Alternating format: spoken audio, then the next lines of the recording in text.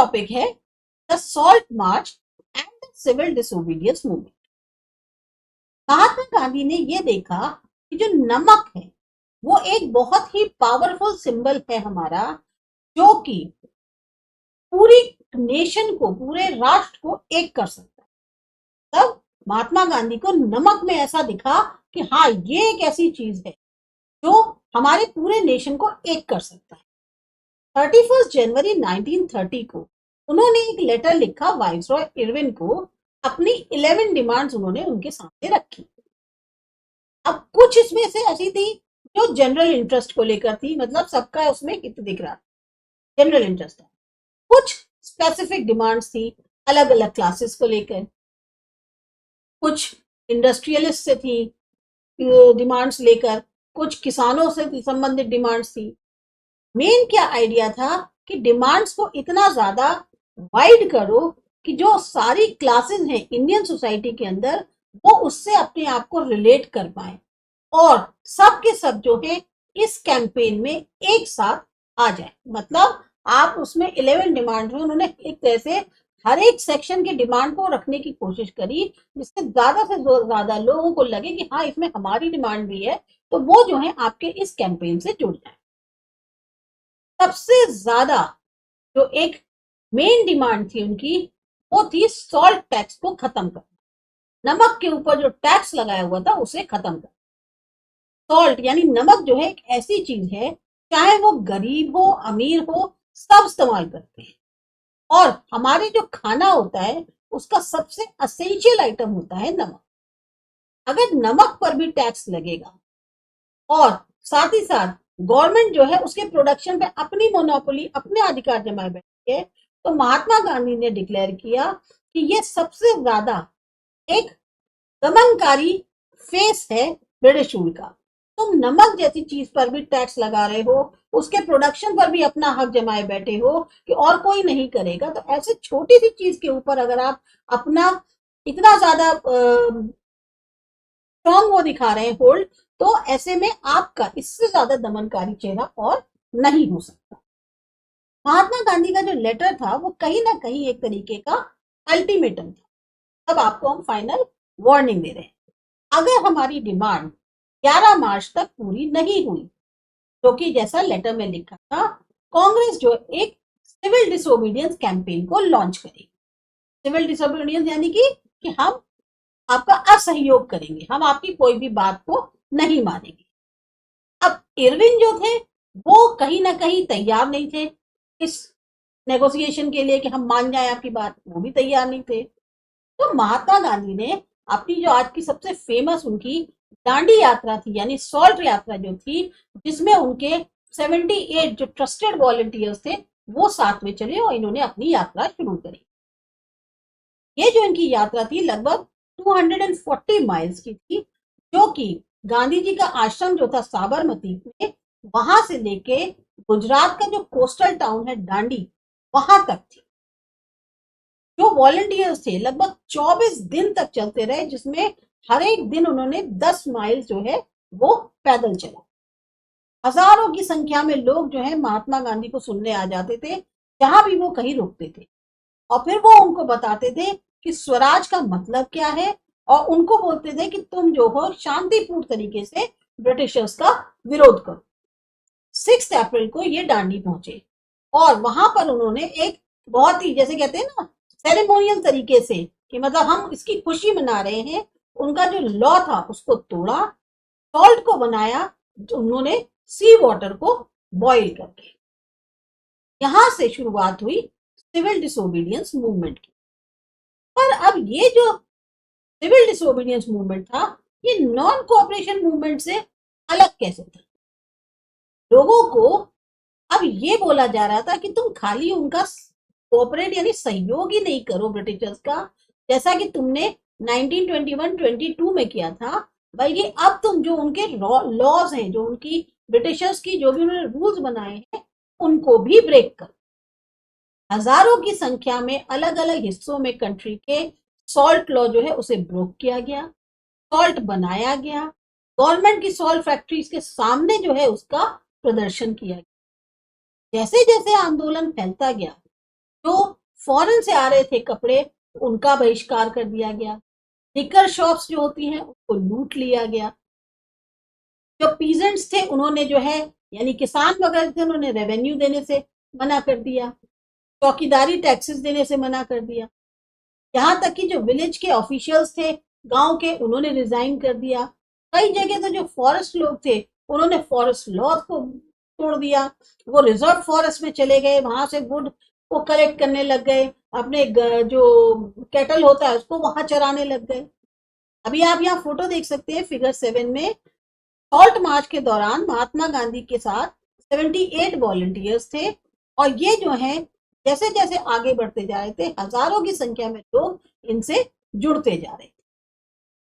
अब जिस तरीके के डेवलपमेंट्स हो रहे थे, जो कॉलोनियल गवर्नमेंट थी, अब उसको लगा कि भाई कांग्रेस लीडर्स को एक एक करके निपटना पड़ेगा। तो क्या हुआ, वायलेंट क्लैशेस, हिंसात्मक क्लैशेस होने लग गए कई जगहों पे। जब अब्दुल गफ्फार खान जो कि एक बहुत ही ज्यादा कहना चाहिए ना फॉलोअर थे, पूरी तरह से उनके फॉलोअर थे महात्मा गांधी के, जब उनको अरेस्ट किया गया 1930 में अप्रैल में, तो जो भीड़ थी वो काफी गुस्से में आ गई। इसने क्या कहते हैं जो पेशावर की सड़कें थी वहां पर प्रदर्शन शुरू कर दिया।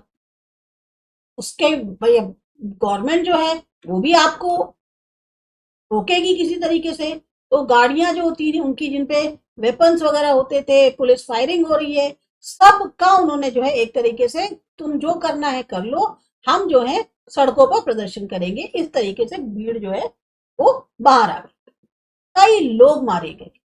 एक महीने बाद जब महात्मा गांधी को खुद अरेस्ट किया गया, तो जो शोलापुर में वर्कर्स काम करते थे इंडस्ट्री में, उन्होंने पुलिस की पोस्ट पर हमला कर दिया, म्युनिसिपल बिल्डिंग्स पर, लॉ कोर्ट्स पर, रेलवे स्टेशन पर। ये सारे के सारे जितने भी स्ट्रक्चर्स थे सब किसके सिंबल थे, ब्रिटिश रूल्स के। तो घबराई हुई गवर्नमेंट जो है वो एक पॉलिसी लेके आई ब्रूटल रिप्रेशन का, मतलब आप किसी भी तरीके से किसी भी हद तक जाओ, क्रूरता तुम जितनी दिखा सकते हो दिखाओ, पर इन सबको दबाओ, तब ये सिर ना उठा पाए। पर शांतिपूर्ण तरीके वाले जो सत्याग्रही थे अब उन पर हमला हुआ, बच्चों पे, लेडीज पर उनको मारा जा रहा था, लगभग 100,000 लोग जो है उनको अरेस्ट कर लिया।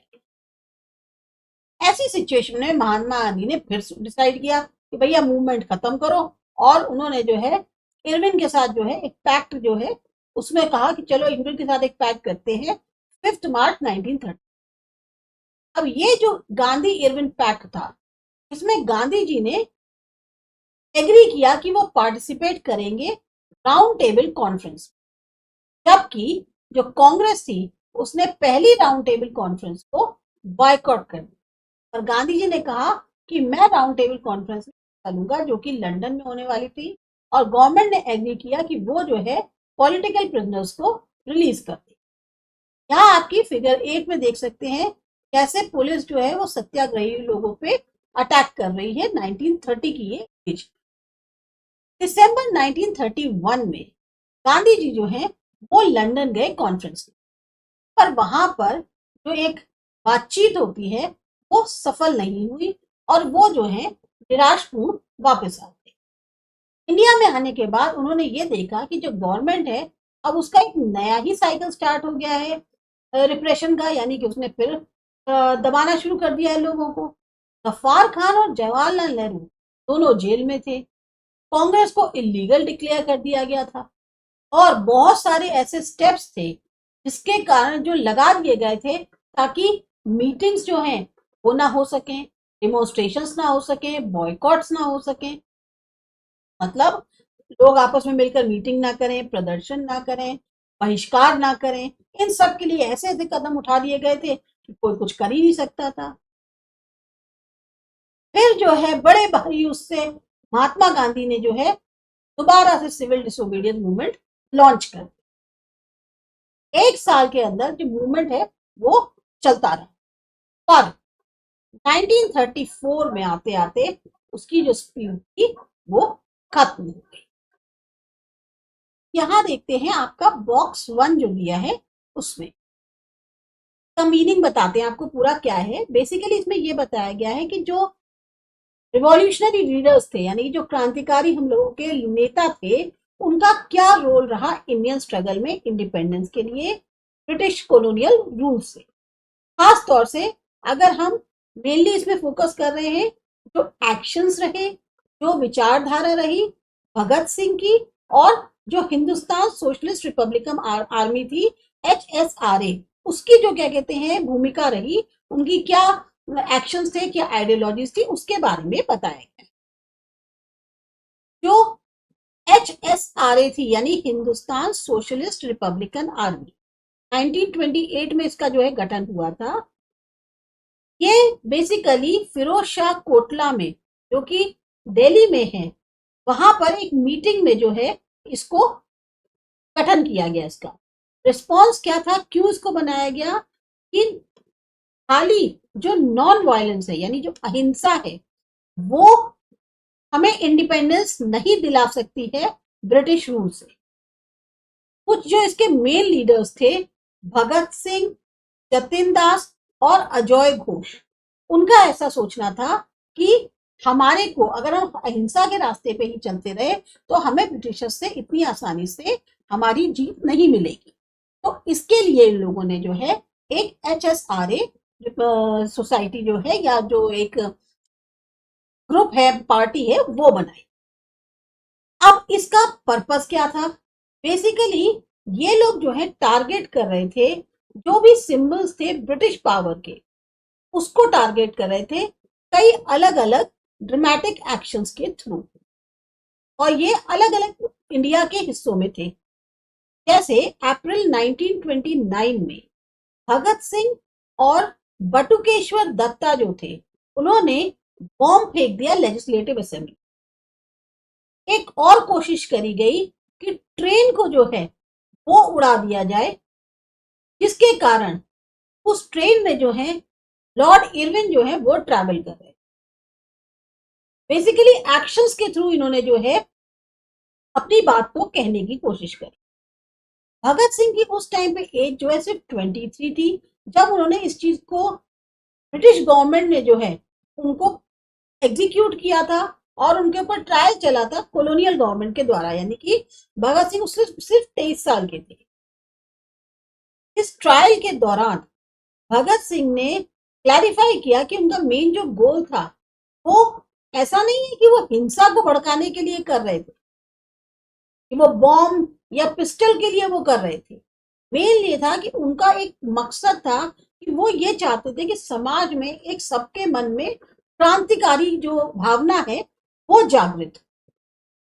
रिवॉल्यूशन जो है, भगत सिंह ने बेसिकली क्या कहा कि जो रिवॉल्यूशन है ये एक ऐसी हक है ह्यूमैनिटी का कि वो जो है इसको बचपन से जैसे मिली है, ह्यूमैनिटी की, मानवता का, और उसका जो फ्रीडम है वो एक तरह से बर्थ राइट है। उनने अपना एक जो बिलीव था उसको एक्सप्रेस करते हुए कहा कि जो लेबरर्स हैं वो एक्चुअल में सस्टेनर्स होते हैं सही मायने में सोसाइटी के। उनका जो एक विजन था रिवॉल्यूशन को लेकर वो अच्छे के लिए था, और वो और उनके जो कॉमरेड्स थे वो पूरी तरह से तैयार थे अपने को या किसी भी चीज को सैक्रिफाइस करने के, कोई भी कॉज होगा उसके लिए वो पूरी तरह से तैयार। उनका जो फेमस स्लोगन था वो था इनकलाब जिंदाबाद, यानी लॉन्ग लिव द रेवोल्यूशन। और इसी स्लोगन ने जो है, जो रिवॉल्यूशनरी एक आइडियोलॉजी थी, उसको मेनली उसकी जो एक आत्मा होती है ना, उसको उसने कैच किया था। तो बेसिकली ये जो हमारा बॉक्स है इसमें हाईलाइट किया गया है भगत सिंह का रोल एक रिवॉल्यूशनरी लीडर के तौर पर, जो चाहते थे सोशल और पॉलिटिकल चेंज, खाली इंडिपेंडेंस ही नहीं, सोशल और पॉलिटिकल चेंज भी चाहते थे ब्रिटिश रूल से। और इसके लिए ये जो है वकालत कर रहे थे कि एक बहुत ज्यादा बड़े पैमाने पे समाज में चेंज आना चाहिए। अब इसका जो नेक्स्ट पार्ट है, how participants saw the movement, ये हम देखते हैं अगले वीडियो में।